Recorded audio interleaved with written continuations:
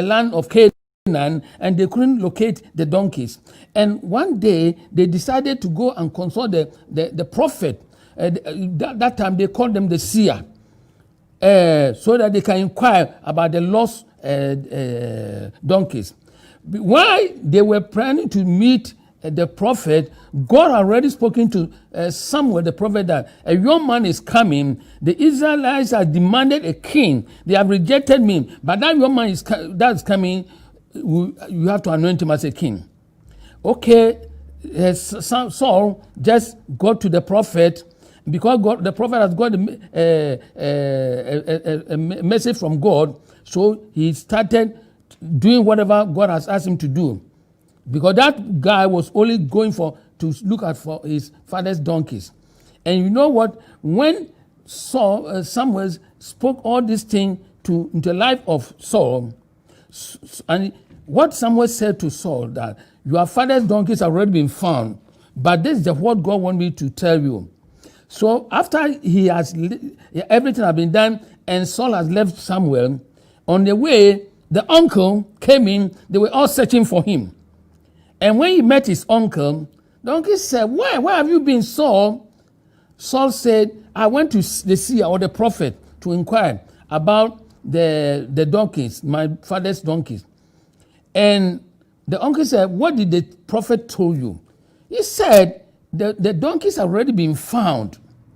But the secret is that verse 16 says, 1 Samuel chapter 10, 16, Saul did not tell his uncle about the second part, that God has used this man to anoint me. Why? He was keeping it secret, because we don't know whom you are speaking to. You don't know whom you are giving yourself to. Sometimes we are open, but we don't know that the one we are speaking to may be our enemy. Saul, his own uncle, he did not even tell him that the prophet said, I'm going to be a king. Many of us, we just open up. We don't know who we are meeting. We don't know what a friend we are. We don't know where we are encountering. We don't know the spirit that is following us. And we open up to everything.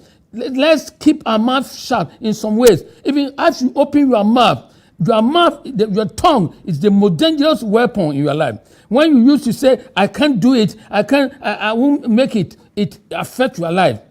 So Saul did not want to open up to his uncle until every vision that had been spoken about him became materialized. And that's why I'm encouraging you that when in the situation that you are going through, you keep shout and commune with your God. That's the most important. There's no any friend like Jesus. So stop talking, stop shouting, stop trusting people, and trust God. I like what Saul said. Saul did not tell the uncle that the prophet said, I'm going to be a king. If it were you, you'd be boasting, hey, uncle, hey, the prophet said, I'm going to be a king. Anointed me. No, he kept it secret. Keep something secret and commune with God. That's the best thing. Not everything that you have to open up.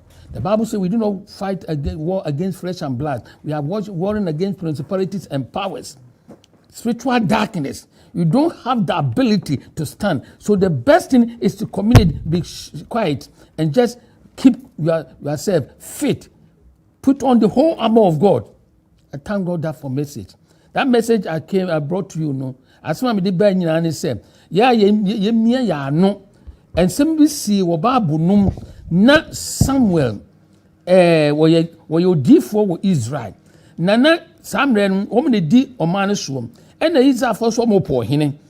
Samuel ya eno Nyankopon say Samuel enya wo no ma po wo me ne wo ma po me. Na we mu anu na brantie bi ni papa de Kish. 1 Samuel chapter 9 na ni papa de Kish. And ni mfrumu mpon kwa yira and was ko na ko hwe. Abrantie ni na ko akoya. Wo mo kyina be na awotwe wo mo hunu mponko no. And na wo mo yes wo be ko difo ho. Sana de titrim ni ye frɛ no obi ohunu ade. Na wontimi ko difo so onfa bibi nko. Enti wo mo de bibi ko em. Ansana so rebedro difo no ho no. Na nyame aka kire difo Samuel say abrante bi ba. Ono na so obi mema na be gunu amana yo hene ama Israelfo. Abrante no ko duru ho no ampansem we nyina akọ so. Now, Odifo no catch and say, "Oh, papa, from Ponkwan de, one woman, Yahu dada. Name of the Yami person ye wooing. O ye no a brantier soul, over Tremwacono. None of fa a bear heno. No of any she and one was say, somewhere a soul in our quen was say, what family called Diffon home, Name call from Ponkwan. No, so Diffon can say, what's what for Odifo say a from Ponkwan ye whom no one can't idea. Odifo no ka che ne say yesi me be ye hene wo aka be dwo num aka nsam wonim wo fa no tumtum ekuta no yenim oni pa bebre aye kan ensam e kire mu esam tuye ne a ne ye kasa kire nipa ense be kasa kire nyame no ye de nyam enipa aye nyankopon enipa bebre ya no e be bue no ba bi e be bue ya no nye ba bi a ne bue ya no ne ba bi a ne kasa ne nyina no ese ne awurade kasa wo se yeni ni moja ne honam na anya yeni tumi ewiem atumfo enwire yen hua se yebetumi ame anu atu ya no nyaraka efi se tekrema de enum no etimi esa niam ache bibia etimi esa yen etimi hyira yen omienka amen.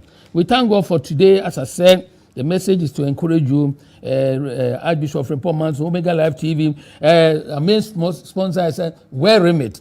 You know where Remit is a program, a project that sends money to Africa, no charge, but you get it easy. Where Remit, use them, is good. And let's go to what is happening here today. We know about the coronavirus pandemic. Now, still, the infection is increasing.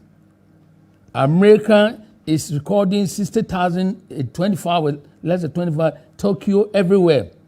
Britain, we have been easing some of the lockdowns. Now, what the government said that from 24th of July, it will be a mandatory for it to wear face masks before we can enter shops. First of all, there was a compulsory to wear face mask to enter the buses and the tubes and everything to prevent spreading of the virus. So now, from 24th of July, it's compulsory. If you don't wear the face mask, you are going to be charged for £100. But remember, going to shopping to buy a £5 or £2 thing, and you are charged with £100. So let's keep it. And also the distancing. You know, as I'm standing in the studio, I have a lot of guests, but they are not here with me. I'm going to, after when I finish, I'll go to them and interview them, because today is a special community program that is going to come. So you see what is happening to me. I'm not. So that is what is happening. It's very serious. We also talk about the Ghanaian passport. Many people have been calling that. Why? What is that? Ghanaian passport? What is happening? Yes, Ghanaian passport. The mission has opened, but strictly is by appointments. For visas, you don't need to go to the Ghana Commission for visa. Adi ampese me kyerɛ mo no sɛ ene ye bia busa sɛ Ghana passport no ɛdeɛ na ɛkɔ so passport no wo mo abie website na yɛtumi de apply for passport no na mmom sese no gise we are appointment no eni yenkogu ho bebree ene visa kura de wo mo say visa eno visas they will post it to you. So when you do it online, they post it to you. That is what is happening. So don't rush to go there. The coronavirus is on the increase, spreading. Last 2 weeks, Leicester was locked down. And now, I've heard that California in America, there have been a lockdown of the city because of what the increase. Florida is increasing. So it's the dangerous is about the coronavirus. So I just want to tell you that these things are happening. So let's keep everything here. What I just to the Christian community, I'm very excited to inform you about the death of evangelist Dr. Maurice Serrero, who passed away this week. He built his dream ministry. Everybody has been part of Maurice Serrero evangelism. On the 4th of April this year, they opened the Dream Center in San Diego, but at the age of 89, Monserrero had been called to eternity. May he so rest in peace. Another thing that happened is that we lost a Ghanaian husband, lost the wife in Sheffield, a young girl bi wadi mfie aduonu nan ya onyem osumi nwotwe onye ne bere nyina ewu e wo Sheffield. Sa abrante no ne maame nyina wo Germany. Samre eyade a arehu yie nti ye nyina no ye bema yomu ye nyina ya akọ se abrante no ne yire enye ne bere nyina wo wahwe ne ma no. Also, what I'm wearing today is that yesterday was my 8th year of my elevation as an Archbishop. 14th of July 2012, I was elevated to the office of an Archbishop. Thank God for Bishop Hayford, who reminded me. We also happy to announce that our brother Nana Owusu from Halo SS had been made the new Asamponhene in Kumasi. Nana Owusu nyine wo Halo SS nyine wo lending otumfo de saa konwa e friend Asampon konwa wo de amano wo Samre wo Asamponhene elect enti ye mano ayiko enyama bebre na ekoso yenua Rebecca Bishop Hayford yire enanu na di mfie aduoso happy belated birthday. Afesu me ba Joseph Frimpong, tomorrow's your birthday. Lexi, your birthday was on the 9th. Lexi, my granddaughter, and my in-law Cecilia on the 24th. It's your birthday. Kwabra Frimpong's wife, your birthday. As I ask you, continue to wear your face mask because that's the most important thing that is happening. Omega Live TV, we have a lot of programs. After my program, there will be a political show. And after that, every day we have a program. So keep watching Omega Live TV and support us every area of face mask will be compulsory well. Now, we just want to thank God for each and every one watching today, Omega Live. Today, as I wear this to portray that I'm a Ghanaian, I'm a Ghanaian, and about 60 years ago, we had an independence and a republic. Ghana has gone far. A lot of things have been happening to that country. And today, I'm going to meet some guests.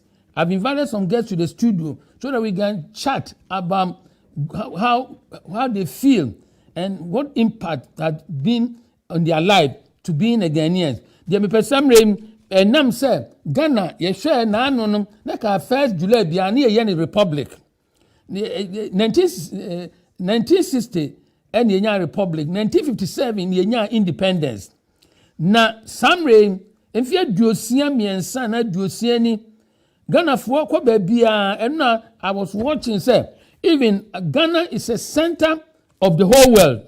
Nyama bebre na ekos wo man mu na yene as a Ghanaian e die pa impact na nya wo yeso enem share min ade we e beduru hasi ya sa de we de no kire say ye me Archbishop no ye me bishop ni Archbishop no me de nyame say I thank God for all the clergy, Archbishop Evangelo and all the archbishops and the bishop. I thank God.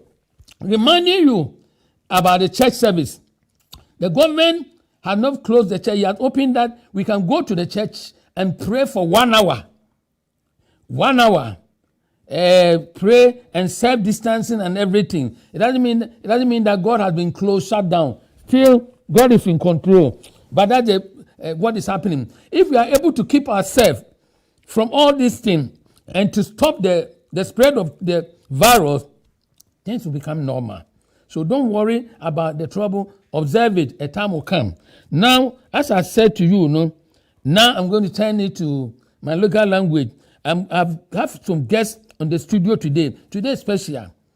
Before I give the political platform to Kofi Kula and his team, I want to do something.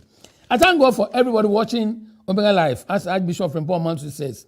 Midenya miasima wo bia anyama ekoso nyina no ena no ye mamusti say yenua Sir John ya ye fe no wakam yesi ebedini na wotweda 22nd ewo Ghana enano ne ma kura trans wo Grace ne yire ewo Ghana ne yire no bedura ene yebehu de ebekoso enti yema Sejon abusuafo ne nyina free Ghana president so nyina yem nyina shedding samre adrumra manya hoho bi wo studio ha say ya me beko na ma chia won ma hu de oye ya wo ma beduru efitu ya ma say Omega Live TV live yeah say me name Mr. Yosin or ha say Kissing Crower ha on the mehunu later yes Omega Live ma beduru ha say na manya ho kese ba ko ma beto no metna nyina di nkotmo na ti say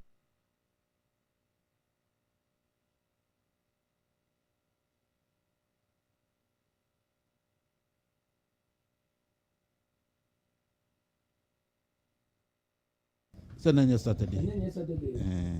Chief Rabbi, yeah, we pa di say. Na no bimbedu. Na bimbedu. Eni mo akwa baba Omega Live TV. Medasi. Na what you say? Nyame adaroma. Akanfo ye bi say penifo say no ebu say. Boni bi enim. Me ba ha say said na ebetimi atwetwe nkomo. Yes. Nana Bejuno, the chief rabbi and we are Munimwa.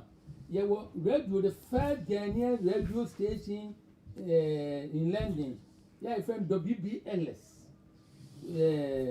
The founder near friend of Sammy K. May he so rest in peace.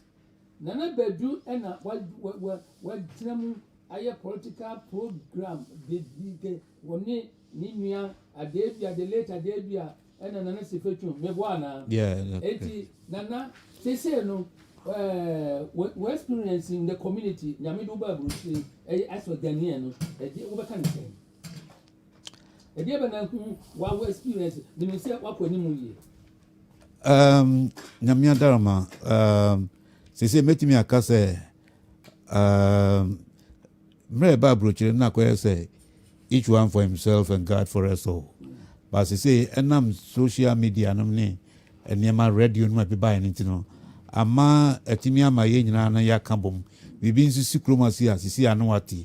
And tea, Ama, a certain of Crodwemano, and this a bread Babru, canino. Na, when you be Cragana, Dianiata, 900 in a year, as an ability chromacy, a digana Diani.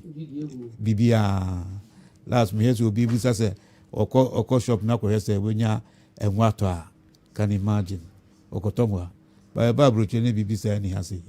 Until what you say, and he must say, and he must say, I never want me cow, what's on the Biami school to say, Yenya Island, we are community, your word. We are not island. We ain't Yenya. We need the, yeah, we'll be here. Now, because I said, COVID buying as a Ghanaian, a dear experience in your free moon. And now, I ceremony someone a chicken woman in the Emma will experience it. Ben Pan, Hobbit me a country, Omega Life. I say, yeah, yet no sampa, I'm near the year. Near COVID-19 by and the man say, Onyame per se or can't be betrayed. Near ye a homaso, near Hunter, need free yemo. As answer, Usher said near Yarian City. Sisi amitia se wo bi o se mi wo bi o obi enim ba omo a ififiri mu nyina no no me nipa na enim omo a na ye gidisi bi omo so nipi enti we no nyina ka kire se se nipa ye da so ye nipa enti ye se ye hwe niam bi ye na ye bre ye ho ase na ye sum Nyankopon ye do ye ho ezan se si anya sa de no a emfa so obi eni so ochina na ye wu na na ba bi abese wo de me kone se e ba ye no wo hospital preka se kura wonko a dear partner, aboa mo system. Aye, social senia, Yesika Huasem, any ehu a binum so di she nipa mu a na Nyankopon asem ni nyame na sustain me because nyame dia without God in there I don't think I'll be able to make it. Na me say nyame a yemu dodo no ano yentimi because ehu kura no wan hwe kura no beku because there be a come once and you say when you say Be 3 months ni me hye nko a nti no the American say nyame na akipo ya esi nyina ya de nya ho aduro nanso Ghanaian edebe na betim de aka se mekuom adie we na ye na nanu ye ya ebi a yare influence ba ye boa ye ne niema because me tun adwene na otu adwene koto wono se kaneti to no na broni nro no yemfa nhye ho bebre no na ye nananum wo niema wo yema ye jise nanu sa COVID-19 bai yemu bebre start ya ye nunum bie as say no me fie me jise oba me yire waye bi ye de pineapple no ankatwa de pineapple ni sa soboro no mka no hwintia ni all those ayi nyina aka ho ese no na ye nyina no ye nom no kakrakra ama ye hunu se ena binum sukura nim tire nom ni ade o mopuni me sister nom o nyina no anom mopuni we ni nyina kire se eniema aka ni ye no ye betimi asako back ni akwakofa ni ade because you see ni o ma me hunu se o munya vaccine bia eniema aka ni ye no de me wo twa adwembra me de nyame ase wo ase se no nana bedu chief rabbi we utu ani hwe Ghana wo ko Ghana go se nipa nyina be di gun kran ebi abegu Kumasi ni nyina eba Yesu ankadwade ni we no ye koti ni wuram ede be pa futu na be ma yen Ghana fo embabu na eba ne se no ku adwuma ho onfaso ku adwuma de ho onfaso ye pa na me gi se mrantie no mra atwa no ma ni ho a na nya mrantie no wo mfomso esan se ye mpanimfo na manwofo no omo enya de omo encourage nipa se sa adwuma we se obakruma obetima ye ye ka omo aye ku anom ni ade wo abrochire hasi a omo na oska kra so ho but senior Ghana na ye nkofo no si ye nema no na emanu nkoyie but si ana no aban start ye no ka se planting for food and jobs ni ada nkofo bebre do mo hwe mu a si omo sa ma sikanom ni ade ebetimi aboa enti se saa niema no ewo ho a megi se ebetimi aboa mrantie ne maba omo ba no omo hia incentives binim ni ade obo opeso akodokora woniska a ode beko akwakodofuo enti so omo nya incentives binim omo nya se soft loans binim na omo di first year kora binim se da achi bi omo betimi atua enti yese aba no so betimi aboa na mrantie ne maba no so ani atimaje ho na bedu chibaba wono what follow all the political interview bebre rem who free do BBLS and fear junior education chini na wayo and then ye cut Ghana 63 or 60 years of independence e die be pa na usha yen Ghana yet you bet ya bosu ya say ye bia ye chi hu bibia na say wa we ye wa personal ya someone ya na sometimes ya na humitika kra yie landing has say Mikael say ya Tottenham Hale ne wira wo pa ba brucha ne wira wo na exactly ne wira wo yie pa ba se ukọ ho a wo hunu se ho ai se kurom sana na kabisu se bia Ghana so yebet mai because Jesus ano ne ati asafo no ni bompata no na yetimi ba ewo sa ba bia na City Express wo no yetimi ba na so ye ai bathroom bi ho obi aho na apa bedware udware wi na akọ ukọ fie na Kumasi ya kama ba ne no mi fiase na me ko Ghana mi huru oh yes those days no usuro kura se tangas be ba fie etina makrum ho no emoti na pampa okrum nyina ye ba na ni bue no ba bebre no ko Ghana mom de but niema ka ya na mpiti mi hunu no ya mi hunu sa because nansi ya wohwe Kumasi ya niema bebre ho a aya about 20 years ago ya no mi ye so ba ye Ghana so kwa nkrani Kumasi ni kura kese nyina no afi ne ye niema ka nkofo do mesidai fine ba say ye ka say o manu be makro no ati na niema bebre atimi akoso no eno ne ade a ye bompa se betimi akwani mu yie because ka ese ka 60 years a woka no ka ese ye kro no ki atimi akwani mu yie pa akwani mu yie eti nana ede nyame se mi se mre bi papa se no wa ba ha die e kwa no ba bedu Omega Live TV ne de be pa na hu ye wo betimi aka bebi afa studio ha ni bibia oh me hu se akwani mu bebre pa first no na ntisa but see no I'm impressed me ho say eniema ko yie pa na menso meka kire nipa a mesumini on be share bia me bo mama ne say omo dance ya ombehwe Omega TV na say omo wo mo bia kra so a on betimi dia bo a omo fa mo Omega TV say dey betimi akoso Ghanaian we fully Ghanaian business intinisi etimi support ye nia ye Ghana for a ebe me na kama we say obi wo Ghana kra enu ansa wo de to a wo hwe wo kromase wo ha wo hwe intisa wo yes to wo adwuma bi a wo ye na person bi advert ma wa misu say mbode wuro ma wa misu say the best place ni wo ba o mo beju kakra bi no ma o ma ya ma ntino menim say na me bo ani ma be ko ye ha e kama ma de a special community news mia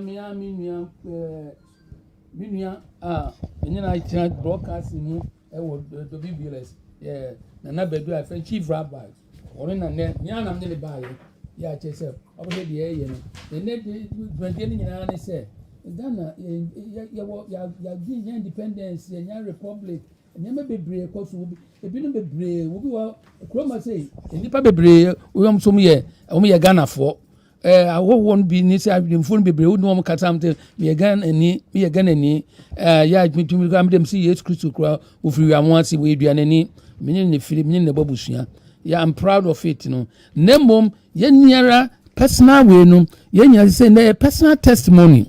A dear as a Ghanaian, no, a hina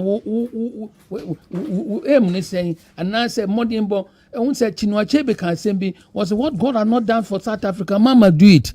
Do Yanko Poanyama South Africa, so nipaye.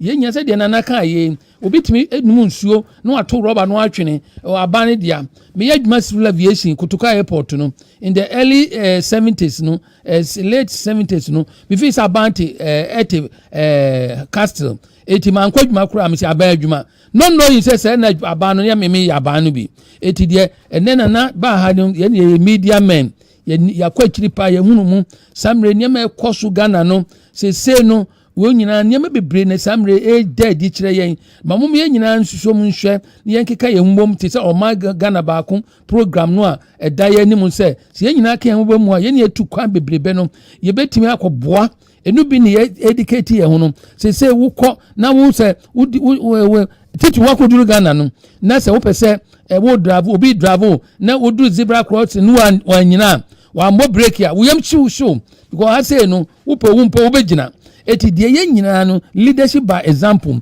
ye nyina eti ne de nyamia se yama enya chief rabbi say no enya this is not going to be a first day ye be nyama bebre abom nti rabbi ye do ase why medasi Samre, yeguso, special community news. Said ye Ghana etiano. How do we see ourselves? No, I'm too many sure say ya.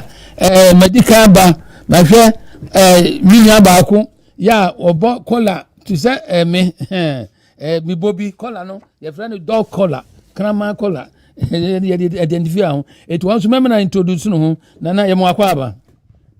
Yeah, Eja Bishop. You ma kwa baba Omega Live. Samre bomodna yeah na introduce ho na the entire obedu ha say Bishop me da sibebre me pacho me did atabedu me Ghana ni said the unim no me santini na ya me adon me sofo e okroyi mu na say last month 29th ene nyame ya adom na ya boma baso dada to become United Nations Peace Ambassador but 29th na epie e Ghana papers in Ghana web any other news no entina amama e busy ba nyame adom eno no na at pastor atabedu as a Ghanaian enano udin be pie mu say United Nations for ayo peace ambassador edie be na how do edie be na atinka be na anya how do you feel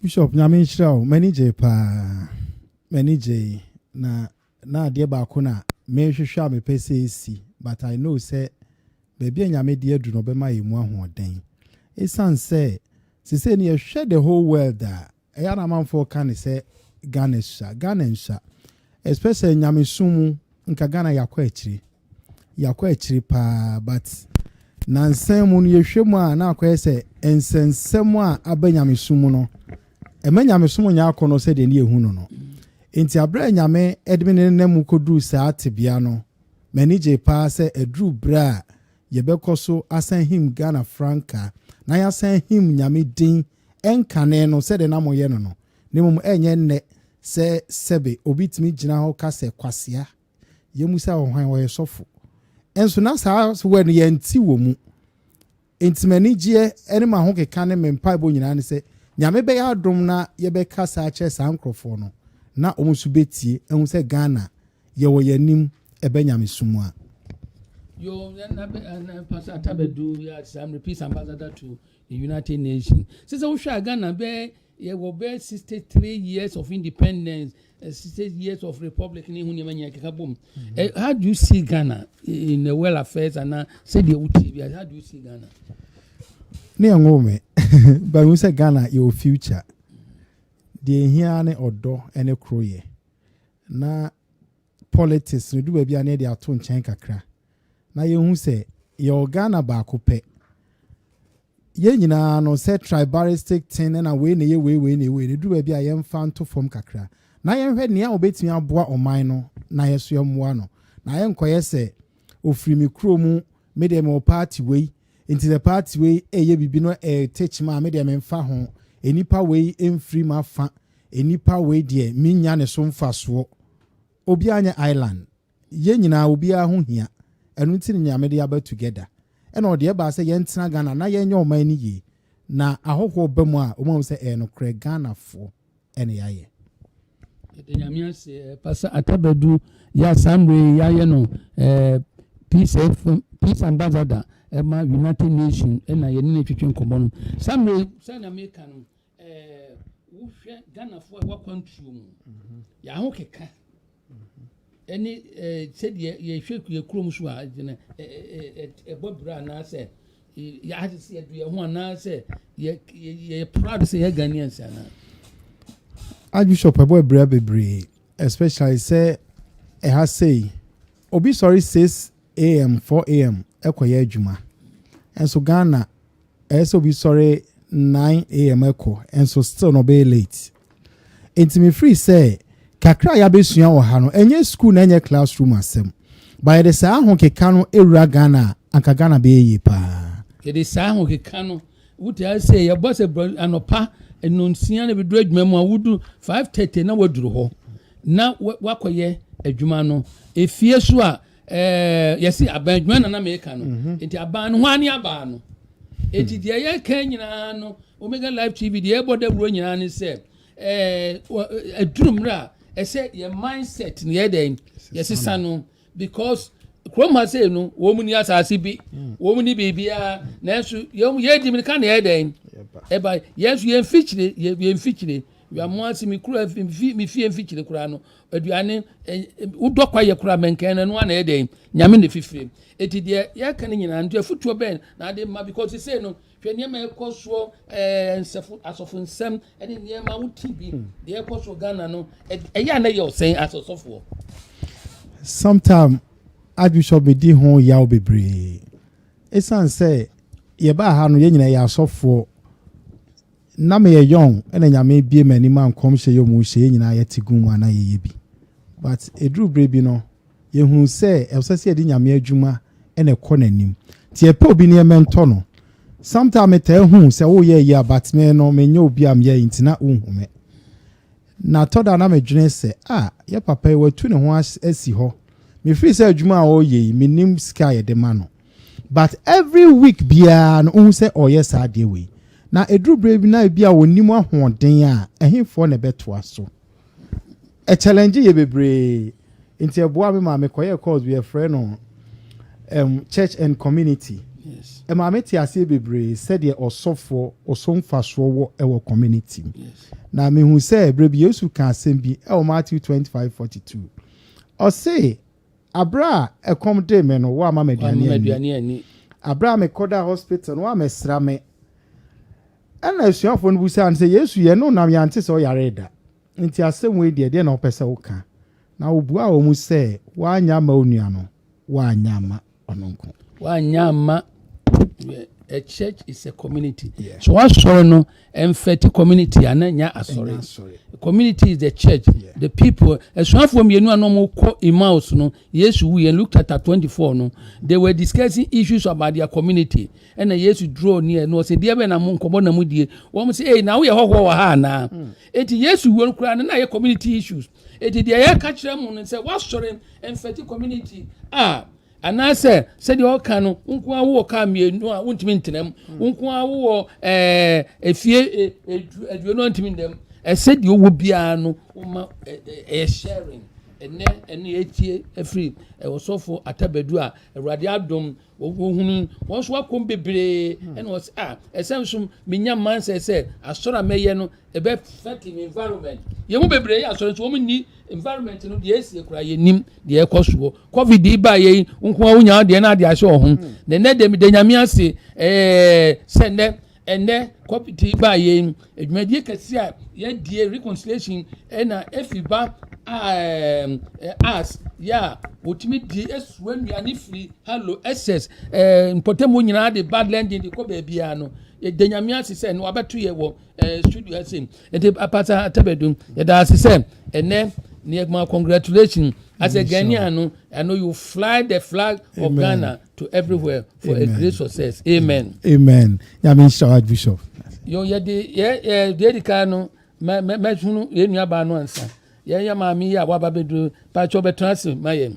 Ya mammy, I wababe drain, Memona Budding, one so one will be a home. Also aba ninyina eno yamakwa baba Omega Live TV Community News ya eja asofo bodi na obi ahu me de efuase kwela bi na mete halo na am say Ghana de na nipa ni me kakra na me TV programs by the fireside and some TV drama programs in Kakrantin. You know, you're actress. Yeah, actress. Na eno ya mwakwa ba na die be pana ye ewo bruchime ma say ase krum ohima krum ase say we Ghana ni say die be pana itimidi ehunu say wo ha say yes krum has said ya me ankasa me run a company said near Bishop Okayano Efiba Arts and African Cultural Development a Tottenham and only first company na Sabrina mit London nti mi ko do halo no nti Efiba Arts no ne tie ne say ne emaya sha asempo ni say na media no tembia om say yankwala ebibifo nkwala no they are underachieving na che say wo modern bo school no wo compare any abrofo de ne mbo ebra but me so me hwe mu no na me ba krom han so me kira ade kakra na me hwe and ade na nya no kre say yankwala ne nimade yankwala ne nimade pa na twere bia na fie wo mo kan sa na ko mutirimu a na che say bibifo no pa hwe nti ye hya ase no ye digina ho ne say ye culture no sankwala no be keep ankwala be ti ye culture na ase a sansa mi ekoso nyina omo de wo mo mtie wo mo be koso na omo ayese wo mo ayade e wo school nti ye start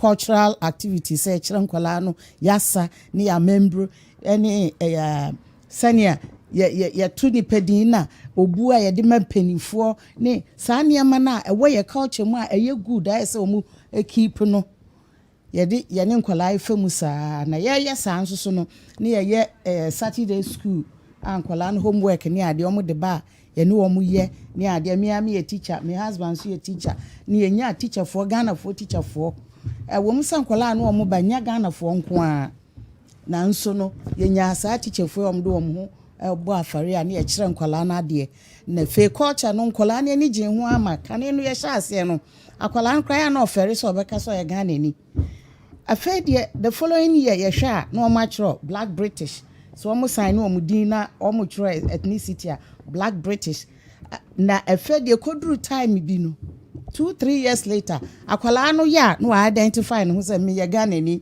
o me fi Jamaica me yaletani enti ema the akwala no enya pride in their baby omufi ba krom ha obi kra ho ha ye won ha onko baby anepe ne maami ana ne papa fida enso wo mo de ani die say me yetuntuma anase me figana still me dimu we are proud say me Ghanaian enti nankwala ne very proud of their background enti egusu no na ye kire mu say okay ya mambra no so sa na esiti ne yadwen obi ho wudni atifia kane no ye nkwala no compound house yete ho a ba time bia no aduane a obeti bia ma obi ma yes ti me kai say share together enti obehuna ba time we ne de no nkwala no nyina nipa be 7 wo musa bom edidi wo chance ba akum na maami we nsusu etine de na ono so de aba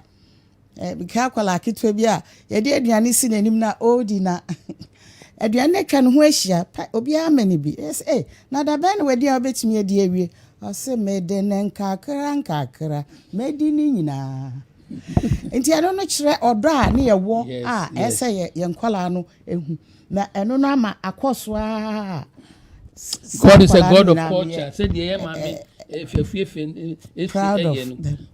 o church ne mama nipa bebre if so unim culture they say unim the ekoso onyame a God of culture enti afia wo hwa be afia duosien Ghana etisen yakoye ne mu ana etisen wo tu kwan wo de wo ye talk show we nyama bebre de be na betimi aka kire Omega Life wo mo hwe wo efa oman emfa mfia duosien ni nyama be na wutimi di to be proud of Ghana di kan me say Ghana for enimia bi halo ho ameti say entetia ye nya wo Ghana me very proud of Ghana na enunti na me so me share no na ye ho aye we say Ghana for kwa omumwa kane no na me feel say ye mo ye hu yesuma enti obi wo ho was skill mpo a on person be show so person tena anti no mu ye bia low pay job ne nkeka ho enso Ghana halo say before aye counselors ewo Ghana ewo halo counselors before me ansa epe ena wo akwa council no mu wo mummienu aye Ghana for we are proud of it ene wo mummienu aye Ghana for mesa mamu halo eni sentiment ba otumfo asampo hini new asampo ifiri halo na no wusu eti samre na no no otumfo edi akonwa na ama no edi halo for ss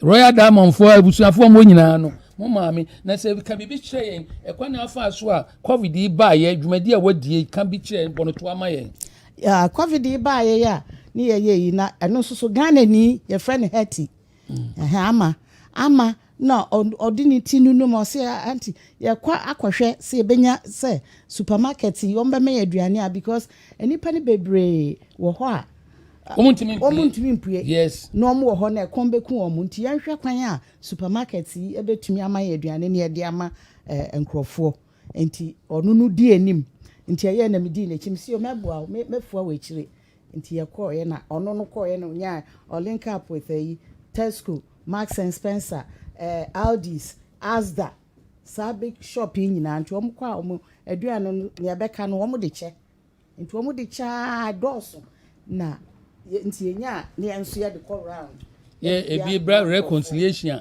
ye di achama obi ade biara brodo we vegetables any salad leaves no nyina no na nti afia kwoti sene nyina free Bishop Stofford be nkurasi nyina no de ba lending twice ono ade ne vine na de ba obi a man ka pre and why ya free covid ba ye e free forusuo hwankoto numa ayi hubumu basic tawnsa de oye no ema me efe se de entu efe se wo pese wo bi sua culture niema no a chire no ye sa afre no ba Omega Live TV enne se wo wodwuma ye pa no free hello kwa bamtina de efe da se Ghana ye wa ye woni da so ye pese wo kan se ye woni da so emfie duosiem ye woni da so ebi se ye kwa akwantu mu no ye nkototo ye ho ase me boana no cre de nyamiasi me say metumi nan ya de bia matade a me hye bia no winto samo unye hu ya no say we yes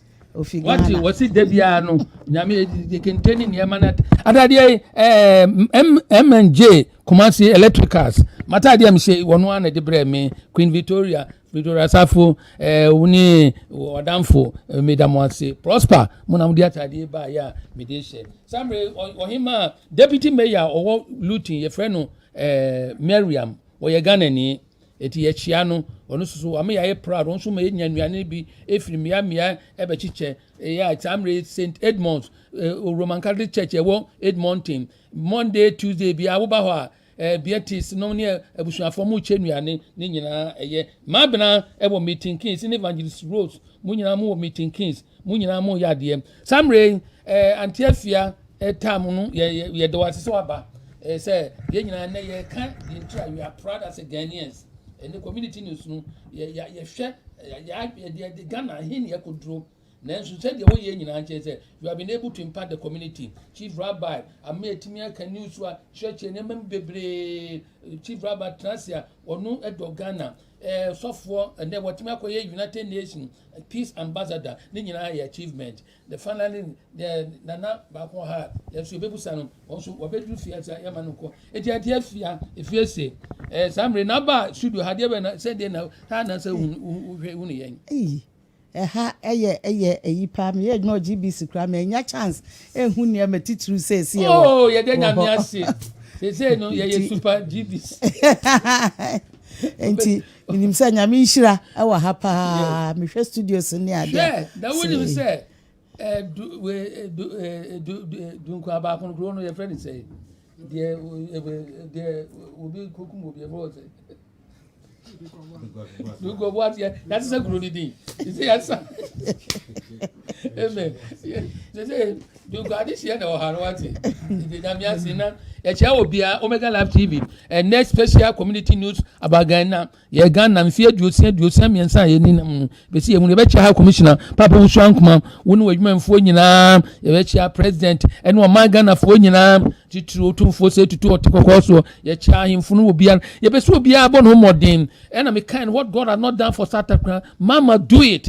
I'm proud to be a Ghanaian me baby am ko bia am si Yesu eduanani ofiri amoase ne papa yesunani na also ehina we Yesu ofiri ye de nyame ase anti afia do ase yo nana ususo wa be do ha say Omega Live TV ya sam wa bo say de ka yakoye Moses say me papa Madam for Pani Moses papa Adam for Moses bodin Omega Live in wa be do me fe me na ya opon nana ya pon wufiri hin me free ya wo me achim da na mawofo e ma me free kwa mo na papa nso free bomfa dumasa eh wasante kwa mo any bomfa du free joso side Pacho and I just have achim you come achim da it wonu so bremu manu me na say no what be do say Ghana usha what the wonim Ghana sem e be mfie aduosia ni me dia be pa na betumi aka say Ghana ya kwani mu ana ya bechiri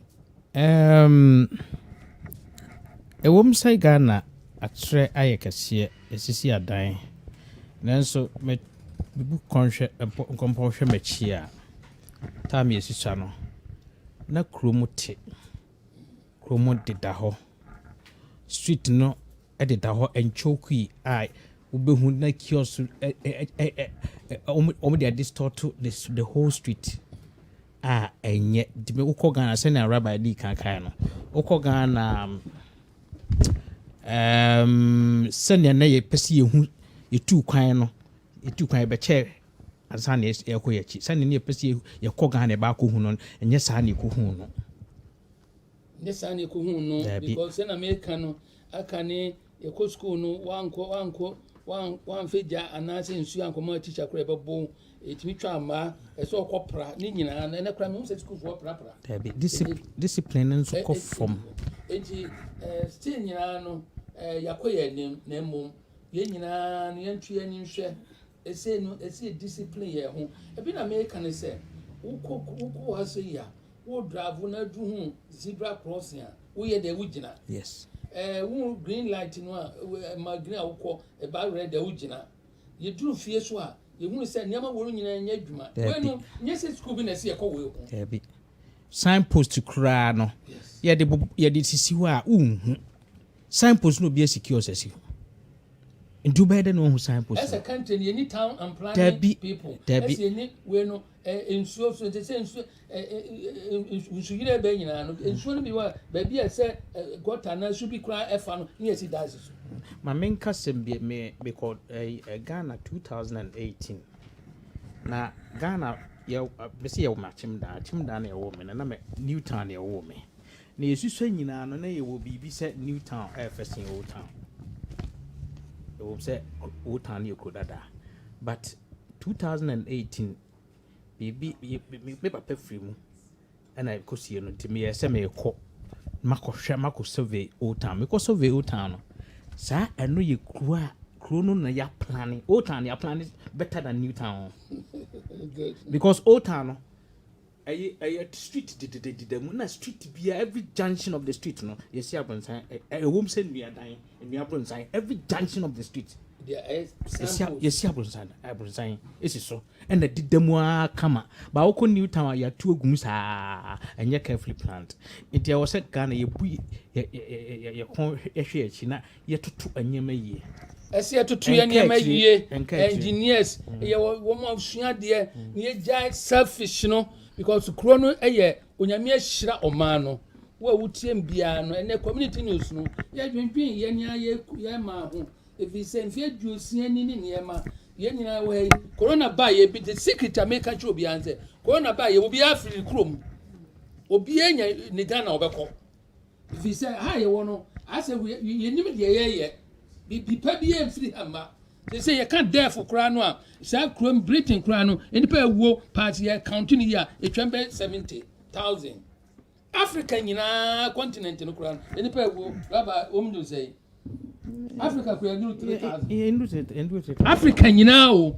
eti se corona no aba no ye ni ase ye wo western world a ye nyina ye ni age a ese ye wo brochire America hwe America New York nko ani pase na wu ye eti mu se onyame hira ye na ye ni ye value enne ye mu ye pompon enko ye achi eno ntina o manga na ba ko ya hyase wo brochire Omega Life ka ho Megala TV ka ho obenga Ghana ba ko no kwakwa pia Papa Sam ene ebusuafo ye nyina ye se yenka ye hummom na se ye ne wo Britain ye tua ponku afi to a bosumi a na Europe fo tua 1 euro na America fo tua $1 Canada fo tua ne nyina ka bom ne de kogu common fund no na se ye bu nkonta ne si ye de koye rose wo ye koye bibi wa chimda ye koye bibi wo yamoasi ye koye kwan eno nya ba bia sika eno na ebetimi ama obi atuo sa se yenye den yene ya yete anim obi ama ya be ya minister ebia ade ese menhweso yie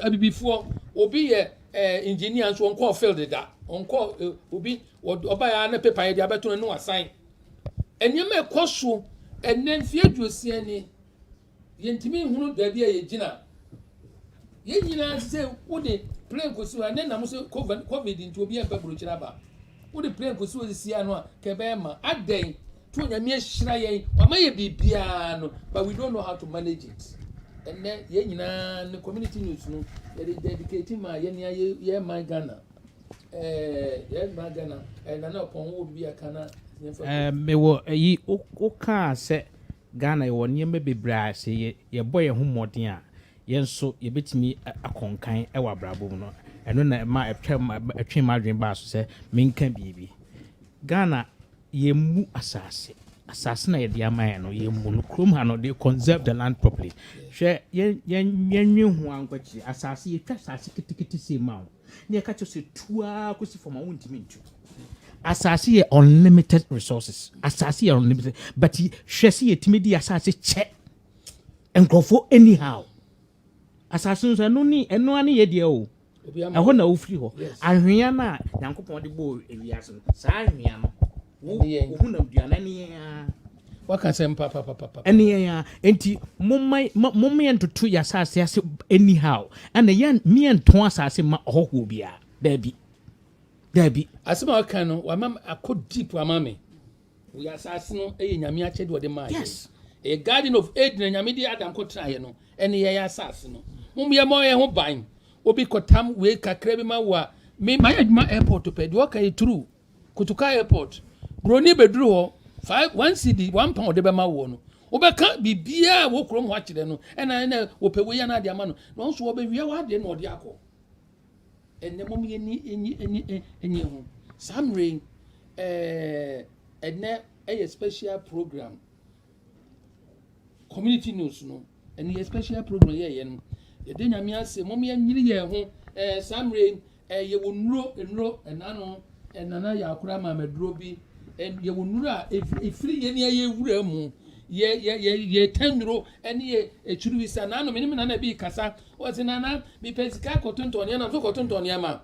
You are more say, wouldn't Sassa sing in an age of a dear. Many cassa was a Medria bro, Medria way. And next Sunday, said the rabbi, let's go back to basis. Abraham, we are reaching in a queer. It's mummy and yay, say a veteran crying, ye beton yaton, a Chinese 1 year ramray, near Dimirica, and Mra, Yamia Maye, would ye bro siwa, a befifi, as I see a Wagano, Yamia, your cousin Yamia, apart from gold, you mean now resources in Yaman, as I know mono, a fertile. And then ye shodia, ye won't harm to manage it. And now community news, no, Momaye, let us rise and build. Any now, any now, and you name rain. You bet King George is so say, also could be no, you only paper brown, you be no, more baby do lending as a year, and no be a Mr. Yabe play. I know the other man, your friend say, GPY, and no say I really play. As soon as I hear, 10 Ruyani, and Ruyana, a boy, Miss Samu, COVID by Yenny, now, Casamin hospital, because woman calling in our mamma. Yet if ye need to sunny, and Catadian, ya, you didn't say ye. And yet then I say, and the one will share a community news, and Ghana said it's said yes, here. You bet you are a phone in a finish our program as here.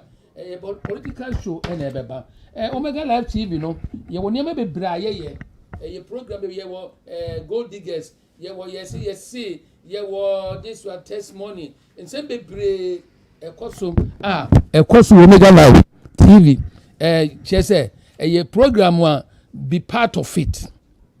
And now, program be soon up as what the Basua, Uba management, be share, nay yet to me a day, ye hear a bois.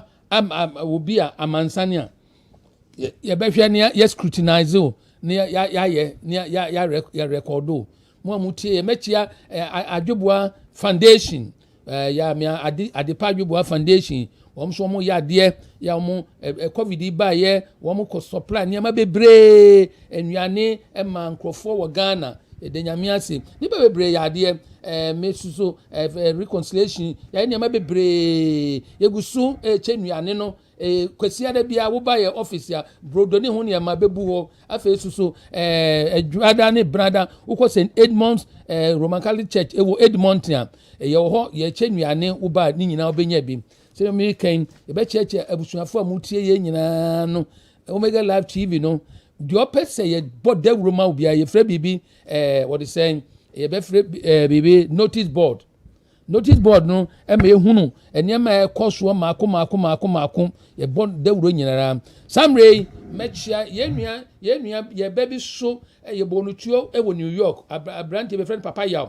ono so ne maame ko Ghana ne maame anti ama ya ne shop wo bronze ye bonutuo ye ma abusuafo yakọ ye be chia Reverend Gambra Felicia Gambra Glory of God Women's Fellowship of America last week no year conference and Apostle Ahmed Ekasaye ye be chia Reverend Joyce Dr. Joyce Champon e California and I know present Adiba my Father's Day me sakan ye be chia Nana Amufa ye be chia Pastor John Munyam California kakra mo California yɛbɛkyia Kwaku Frimpong Miami ba wonu Kwaku Frimpong mu wɔ Atlanta Georgia yɛbɛkyia busuafo a mo hwɛ yɛ nyina sɔfo adu Gyamfi wɔ Ohio adu Gyamfi yɛkyia wo ɛne abusuafo no nyinaa yɛ mo tie yɛ ɛna na yɛabo ama no nyinaa ma mo hyɛ den Gyedu Boama yɛ ɔno wɔ New York no a wɔkaa mu last week no yɛma abusuafo yɛakɔ ɛna gye wusu papa so ewu yamo ase minimo kasai tweba ko dua kyerema yɛde hye bia wu what say Greenwich ya ye friend Juliet wakam yɛma yɛakɔ tweba ko dua akyerema yɛde hye bia kam enti mechia yɛma abusuafo nyinaa yɛakɔ nananom amutie yɛn ɛne abusuafo ne asɔfo nyinaa me ka kyerɛ mo yɛmmɔ mpaeɛ asɔfo no asɔda no yɛse wanawa yɛnkɔbɔ mpaeɛ yɛntwɛn yɛmmɔ mpaeɛ nkosi mmra onyame pɛsesa mmrɛ no ama yɛn yɛda mo nyinaa si mo amuhwɛ Omega Live TV baabi a mo wɔ bia Apostle Daniel woni Apostle Saki mo Ireland na Archbishop Frimpong pastor wɔ Strasbourg wɔ France ya Frimpong Miami ba wɔ Germany na afie twam na wo ba yɛbɔ no tuo wɔ Hamburg nyame afinsiapa awurade nchichiro owerɛ wono oyere Jena wɔ Bremen na Kofi Mensa bebi o wo ba me yɛbɔ no tuo so wɔ Wembley ono so on the 7th na okamu 7th July last year Miami wo faase Kwaku Usu William ya no teach Tepa Secondary School on 7th of July last year no so kamu Miami mamho ya akọ eni abusuafo no nyina mo amutie yen eba Omega Live TV ni ye chiachia obiara ya mo hwe yen yenua nana Jessica pase dem di kaka ye no ye di na wotweda won kran enti senhye no ba enire be hindu ofre wo ne be kwa kosie no ye ma abusuafo nyina ehyeden mo eba Omega Live TV wo mo aye birthday nyina no okina me ba Joseph ne birthday okina ye Gina Moffat ya oye Bloomington ne ma enta no enna okina ye wo mo birthday there will be 2 years one more birthday no nyina ye mobia happy birthday wedding ni bibia ekoso bia no remember Omega Live TV Samray ye gusu serve community no enti obetimi anya yen so pese wo be book for papers it say brochures ni bibiara pictures ni hunia manyina ye brochures ye funeral one ye wedding one ni nyina wo benya yen wo 174 West Green Road Uncle John Bakery once 76 once can sponsor one see kwame see Sam's carpet Kumasi Central Market ye tia obia ye nua ba Joyce Amwa ana amkwa wo wuye no no ye etire wo West Green Road no enura na ekokora no ye mabusuafo ya akwa ene ye nua kwabenadu ye ofiri kokufo akyeremade a wonso ka mu no wonso ye kokora no wuskoko ene abusuafo nyina no mo amem ye ko mana park ye kokora no ye damo nyina se ye mamu nyina mo beja ye nyina ye damo nyina se mo hwame ba Omega Live TV Archbishop Kwaku Frimpong-Manson semenhia ene community news no me de bawie ye bomodna se wunya sema miawanum mo asem nyina anya mpaebo solo eyikyira no a odifo Samuel de man no wan kan kyerɛ ne wofa if wonim sunsun ne kuta ne wofa no ya minhyira mo amutu ye nyina mo keep watching abena campaign me chia mami abena nyako me chia busuafo amutie ye Ghana ene ba bia mo chia bia no Kwaku Frimpong me nua wo Samantamfo me chia honorable Dr. Kwa me chia wo no yire favor me chia mo nyina me chia mo prosper Samray wo pe ba bia bompa ya reconciliation prayer camp e wo wiamo ase kurada dem wo kɔ bompa ye me chia ye nua ba ye nua nimako Charles wusu wo na wo Coca-Cola ye be chia abusuafo ni nyinara ye be ma the new asamponjin elect ye be ma congratulations ye chia abusuafo ni nyina wo community no nyame hyiramon se mo anya kwan na mo tie yen community news no mo beti yen ka ye de nyame ase ma chief rabbi ya minyini ba ye be de nyame anti ama pastor Atabadu United Nations peace ambassador ena ya pom plumber wo ye plumber ndize heating engineer ye be chia wo ye be do mo nyina ase efiese so okọ akofenuane ewo hallow watu kaa kɔ yɛde wɔn nyinaa ase sɛ yɛtu yɛn nsa afrɛ wɔn mba yɛm bisa kit yosin wɔn nso wɔ ha yɛsu yɛbɛkyia busuafoɔ nyinaa the behind the scene wɔn a wɔaki ma mfidie no yɛ adwuma nyinaa no yɛda mu nyinaa ase nyame nhyira mo keep on watching Omega Live TV ɛhɔ na adepa wɔ nyame nhyira mo nyinaa mekyia me yere nana yɛ Frimpong-Manson ne ne ma no nyinara Kwabena Boateng Emmanuel Joseph Eunice abusuafoɔ no nyinaa nana ma Vis Biden na mekyia me yere kuma mekyia abusuafoɔ a mohwɛ yɛn ewiase